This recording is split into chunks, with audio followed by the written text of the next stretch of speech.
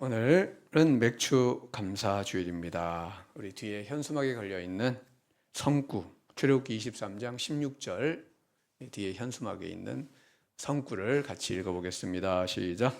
맥주절을 지키라. 이는 내가 수고하여 밭에 뿌린 것에 첫 열매를 거둠이니라. 아멘.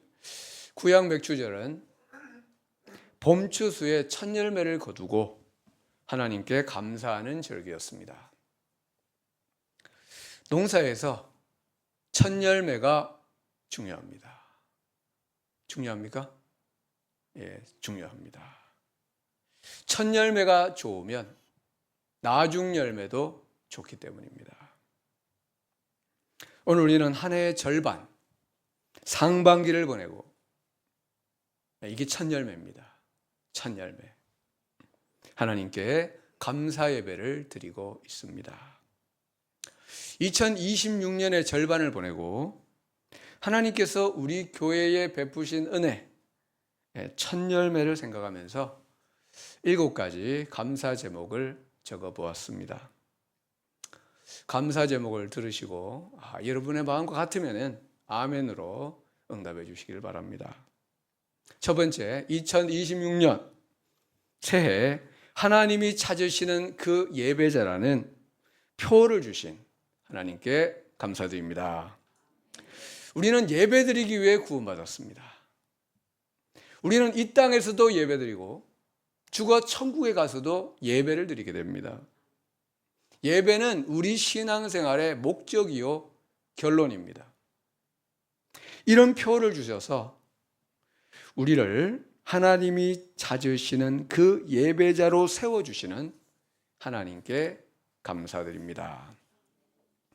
두 번째, 우리 교회의 첫 번째 신년 부흥회를 열어주신 하나님께 감사드립니다.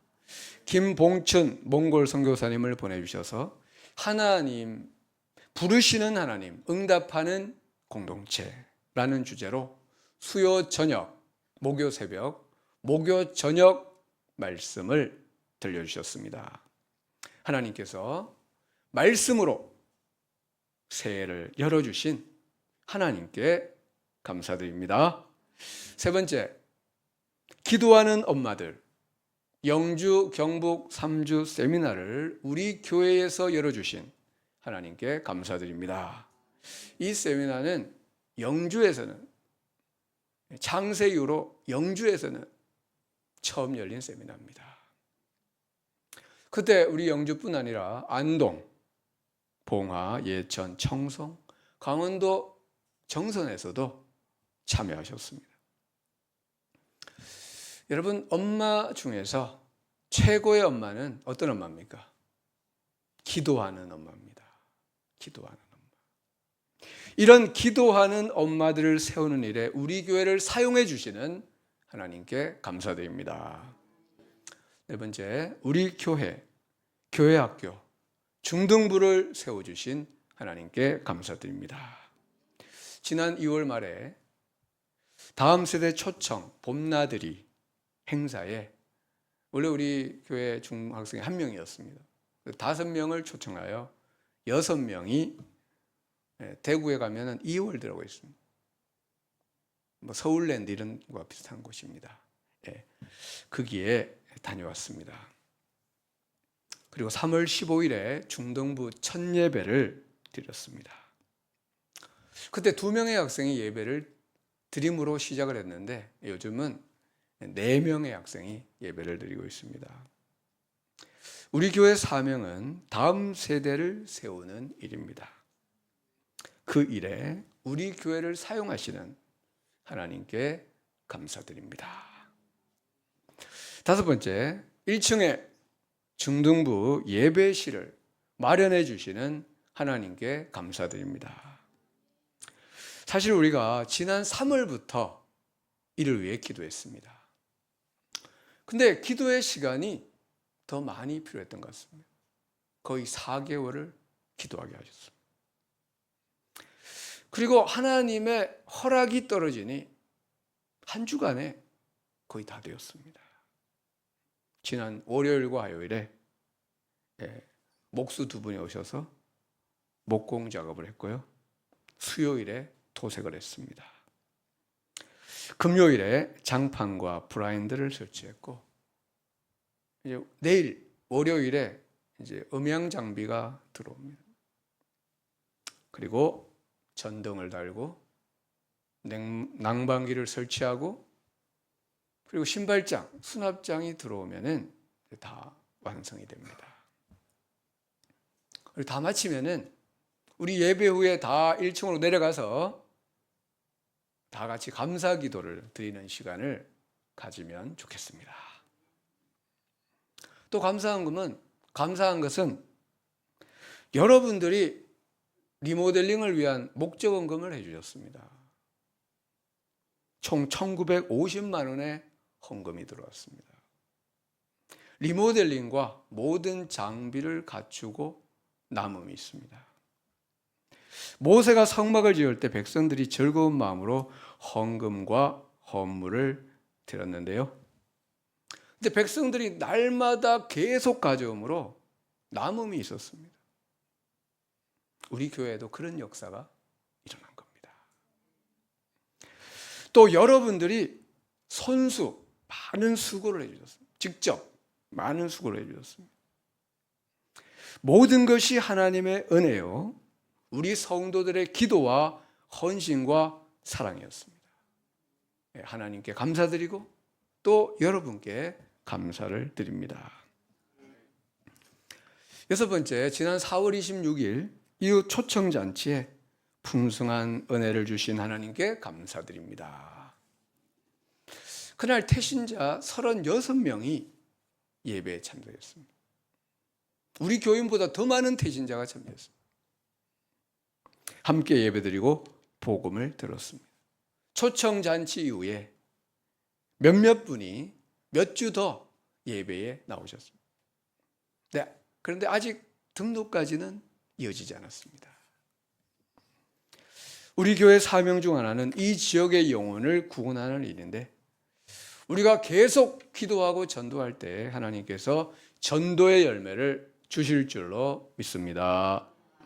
마지막 일곱 번째, 지난 4월 14일 용천노회 175회 노회에서 우리 교회 노회 가입이 허락이 되었고, 또 창립 2주년을 맞는 5월 24일 주일에 노회 가입 및 창립 감사 예배를 드리게 하신 하나님께 감사드립니다. 그날 노회 임원분들이 총 출동을 하셨습니다. 노회장 목사님 오시고, 부노회장 장로님, 서기 목사님, 시찰장 목사님, 그리고 저 멀리 천안 충절로교회 김지영 목사님 오시고, 또 가까이 풍기 성내교회 최갑도 목사님 오셔서 은혜의 말씀을 전해주셨습니다. 우리 성도와 외부 손님들이 함께 예배를 드리면서 하나님께 영광을 올려드렸는데, 이런 은혜를 베풀어 주신 하나님께 감사드립니다. 아멘. 이뿐이겠습니까? 매주가, 하루하루가 하나님의 은혜였습니다. 그리고 여러분의 개인과 가정에 또 얼마나 많은 감사의 제목들이 있겠습니까? 그 모든 감사의 제목을 다 모아서 하나님께 영광과 감사의 박수를 올려드리겠습니다.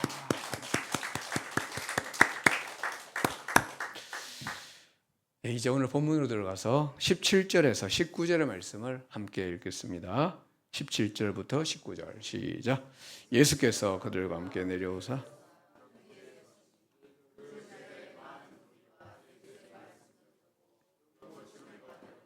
유대 사방과 예루살렘과 두로와 시돈의 해안으로부터 온 많은 백성도 있더라.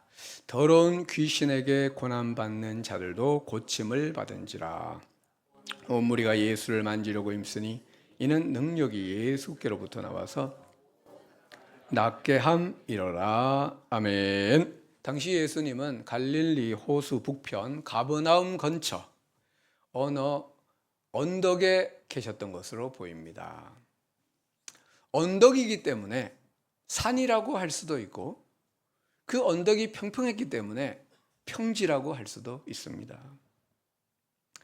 그때 제자의 많은 무리와 많은 백성이 예수님께 나왔는데요.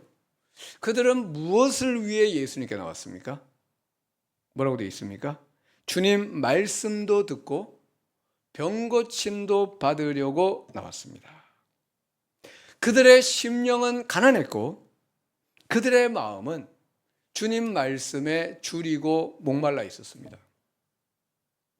마태복음 5장, 6장, 7장에는 예수님의 산상수훈의 말씀이 있고 누가복음 6장에는 평지 설교 말씀이 있습니다. 우리가 6장 읽었는데 그 뒷부분에 쭉 있습니다. 근데 내용이 거의 겹칩니다. 누가복음의 평지 설교는 산상수훈의 요약판이라고 할 수가 있습니다. 산상수훈은 예수님의 팔복선언으로부터 시작됩니다. 팔복선언으로. 근데 누가복음의 평지설교는 사복, 사화선언으로 시작됩니다. 아까 우리 읽었죠? 복이 있나니 화 있을진저.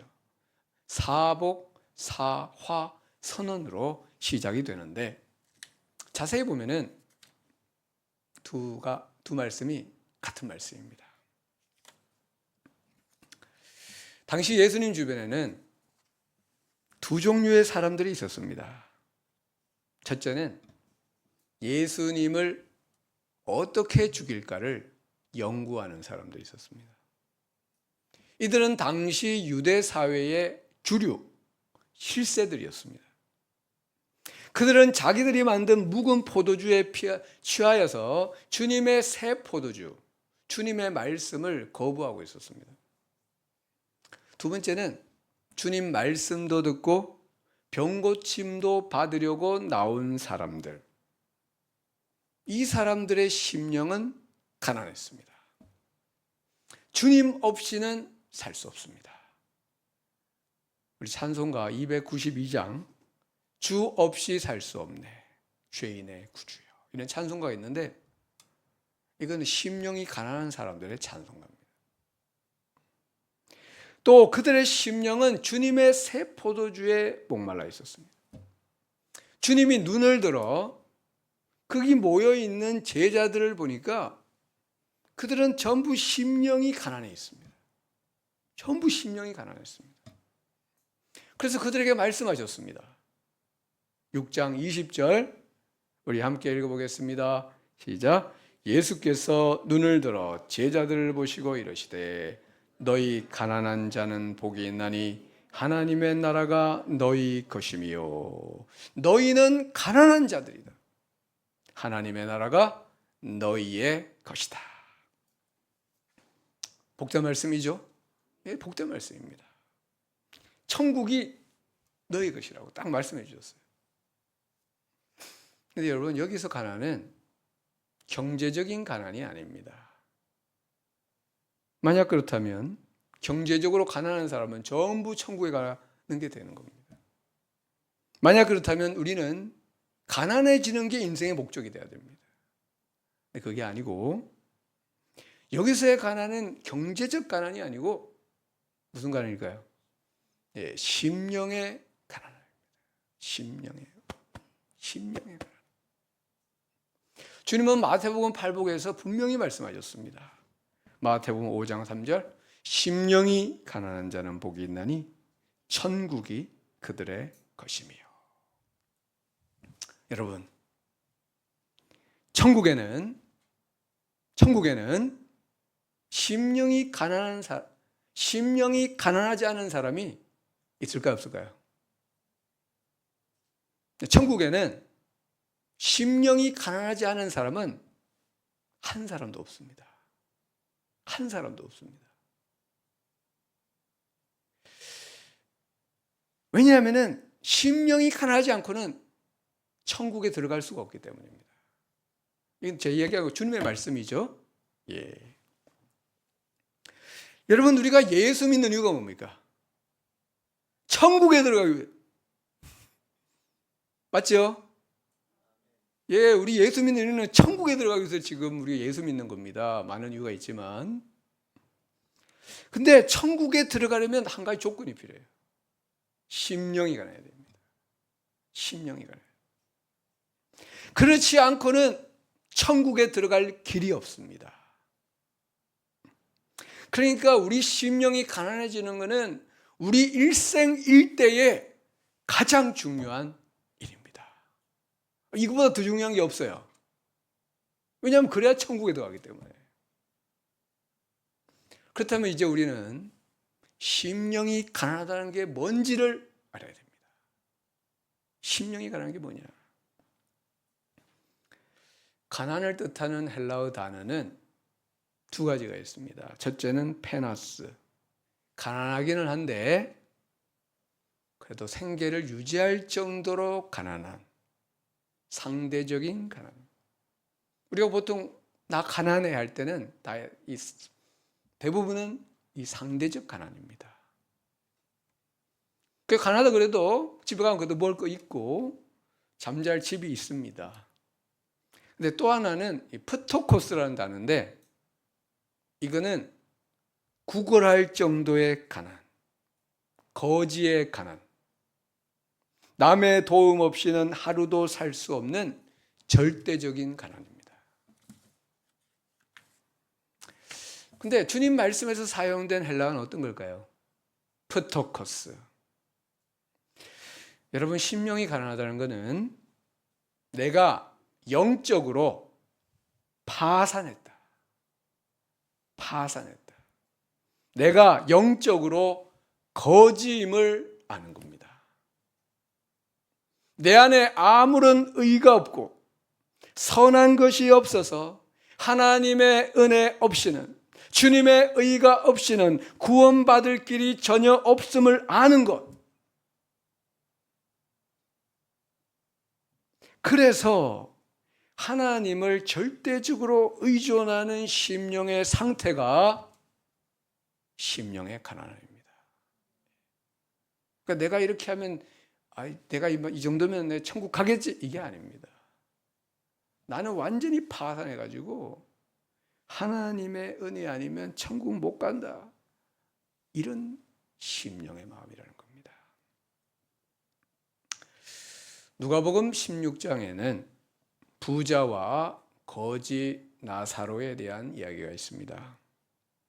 근데 여기 이제 거지라는 단어가 뭘까요? 퍼토코스입니다. 퍼토코스. 한 부자가 있어 자색 옷과 고운 베옷을 입고 날마다 호화롭게 즐기고 있었는데 나사로라고 하는 거지 퍼토코스가 헌데투성이로 그 집 대문 앞에 버려진 채 부자의 상에서 떨어지는 것으로 배를 채우려고 하고 있었습니다. 근데 시간이 흘러 두 사람이 모두 죽었습니다. 먼저 나사로가 죽었는데 그의 영혼은 천사에게 받들려 아브라함의 품으로 들어갔습니다. 천국에 들어갔습니다. 얼마 후에 부자도 죽었는데 지옥에 떨어졌습니다. 여러분, 이 말씀이 주는 메시지가 뭘까요? 거지는 다 천국 가고 부자는 다 지옥 간다, 이겁니까? 그게 아닙니다. 그럼 우리는 다 거지 돼야 됩니다. 예. 부자 되면 안 되는데 여러분 다 부자 되려고 하잖아요. 그게 아닙니다.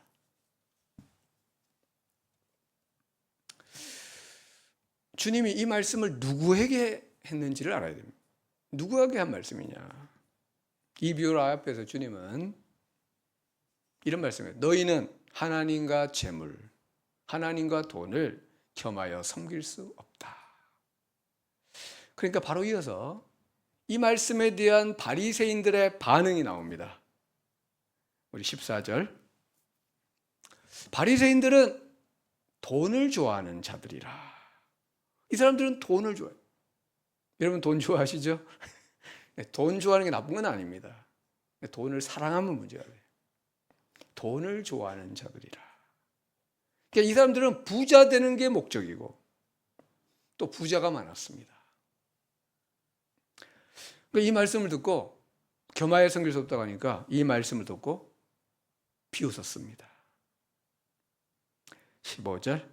예수께서 이르시되 너희는 사람 앞에서 스스로 옳다 하는 자들이나 나는 스스로 옳다, 나는 의롭다, 나는 천국에 들어갈 충분한 자격이 있다 이렇게 생각하는 자들이나 하나님이 너희 마음을 아시나니 사람 중에 높임을 받는 그것은 하나님 앞에서 미움을 받는 것이니라. 그러면서 그 바리새인들에게 나사로와 부자의 이야기를 들려주셨습니다. 그렇다면은 이제 이 이야기 속의 부자는 누구겠습니까? 바리새인들입니다. 바리새인들. 이 이야기 속의 부자는 부자였기 때문에 천국에 지옥에 떨어진 게 아니고 그의 심령에 가난함이 없었기 때문에 스스로 옳다, 나는 천국에 들어가기에 충분하다 이렇게 생각하기 때문에 지옥에 떨어졌다는 겁니다. 그럼 거지 나사로는 누굽니까? 심령이 가난한 자입니다. 심령이 가난한 자. 그는 돈도 없었지만은 자기 안에 의도 없다는 것을 알았습니다. 자기 속에 천국에 들어갈 아무런 의도, 자격도 없음을 알았고 그래서 주님의 은혜, 주님의 용서, 주님의 구원을 갈망했습니다. 그런 나사로의 심령에 주님의 은혜가 임했고 의롭다함을 받았고 그래서 천국에 들어갔다는 것입니다. 여러분, 우리 예수님의 심령은 가난했습니다. 예수님은 가난했습니다. 요한복음 14장 10절 같이 읽어보겠습니다. 내가 아버지 안에 거하고 아버지 안은 내 안에 계신 것을 네가 믿지 아니하느냐. 내가 너희에게 이르는 말은 스스로 하는 것이 아니라 아버지께서 내 안에 계셔서 그의 일을 하시는 것이라. 무슨 말입니까? 나는 스스로 아무것도 할 수 없다. 나는 스스로 아무것도 할 수 없고 하늘 아버지께 절대 의존되어 있다. 이런 말씀입니다. 예수님의 말씀입니다. 20세기 최고의 강해 설교자로 알려진 마틴 로이드 존스 목사님은 심령의 가난함에 대해서 이렇게 설명했습니다. 화면에 있는데 여러분 화면을 한번 보시면서 제가 읽겠습니다. 심령이 가난하다는 것은 자만심이 없으며 자신과 자기 의존이 완전히 없음을 의미합니다. 이것은 우리가 하나님 앞에서 아무것도 아닌 존재라는 의식을 의미합니다. 우리 스스로 할 수 있는 것은 하나도 없습니다. 심령이 가난하다는 것은 우리가 하나님과 마주 대할 때 느끼는 우리의 철저한 무능에 대한 이 엄청난 의식입니다. 이게 심령의 가난하다는 거예요. 여러분, 이제 심령이 가난하다는 게 뭔지 아시겠죠? 예. 그 다음에 중요한 게 뭡니까? 내 심령이 가난한지 아닌지를 점검을 해야 됩니다. 내 심령이 가난한지 가난하지 않은지를 점검을 해야 됩니다. 영국 청교도의 거장 토마스 왓슨 목사님은 내 심령이 가난한지 가난하지 않은지는 이 가난의 복된 결과를 통해서 알 수 있다고 하면서 7가지 심령이 가난한 사람의 결과 7가지를 제시했습니다. 여러분 이 7가지를 한번 들어보시면서 여러분의 심령이 가난한지 가난하지 않은지 한번 점검을 해보시기 바랍니다. 첫째, 심령이 가난한 사람은 자신으로부터 젖된 상태에 있다. 이 사람은 자신과는 이혼한 사람이며 자기를 신뢰하거나 자기의를 주장하지 않는다. 두 번째, 심령이 가난한 사람은 그리스도 예찬론자이다. 그는 그리스도를 존귀 여기고 그리스도를 갈망한다. 그는 이렇게 기도한다. 주님, 저에게 그리스도를 주십시오. 아니면 저는 죽습니다. 제게 주님을 보여주십시오. 그러면 만족하겠습니다. 세 번째, 심령이 가난한 사람은 자신의 영적 상태에 대하여 언제나 불만이다. 나 이 정도면 됐을까 아니고 언제나 불만이다. 그는 언제나 자신의 부족함에 대해 말하기를 나는 상한 심령이 없고 감사하는 마음이 없다라고 하소연한다. 그는 자신을 가장 결핍이 많은 사람으로 여기고 더 많은 은혜가 없는 것을 슬퍼한다. 네 번째, 심령이 가난한 자는 마음이 겸손하다. 그는 다른 사람의 탁월함과 자신의 연약함을 바라본다. 그는 은혜를 받을수록 더 겸손해지는데 그것은 자신이 하나님께 점점 더 크게 빚진 자가 되는 것을 알기 때문이다. 그는 많이 수고하여도 그 자신이 한 것이 아니요 하나님의 은혜로 된 것임을 고백한다. 다섯 번째, 심령이 가난한 자는 기도를 많이 한다. 그는 자신이 거룩한 표준에 얼마나 미달인가를 알기 때문에 더 많은 은혜를 애걸한다. 주님 믿음을 더하소서, 그리스도를 더 따르게 하소서라고 간구한다. 여섯 번째, 심령이 가난한 사람은 그리스도와 친밀한 교제를 나누는 것으로 만족해한다. 교만한 죄인은 그리스도를 부리려고 하고 그리스도와 다른 것을 동시에 취하려고 하지만 심령이 가난한 자는 그리스도를 모실 수만 있다면 무엇이든지 하려고 한다. 그는 즐기던 죄를 목잘라 버릴 것이다. 그는 베드로처럼 그리스도에게로 나아가기 위하여 자신을 던져 물에 뛰어들 것이다. 마지막 일곱 번째는 심령이 가난한 사람은 값없이 주시는 은혜를 높이 올리는 사람이다.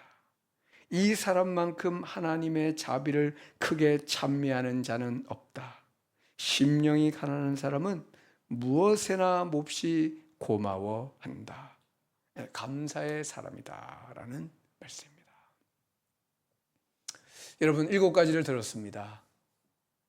어떻습니까? 여러분의 심령은 가난하십니까? 가난하지 않으십니까?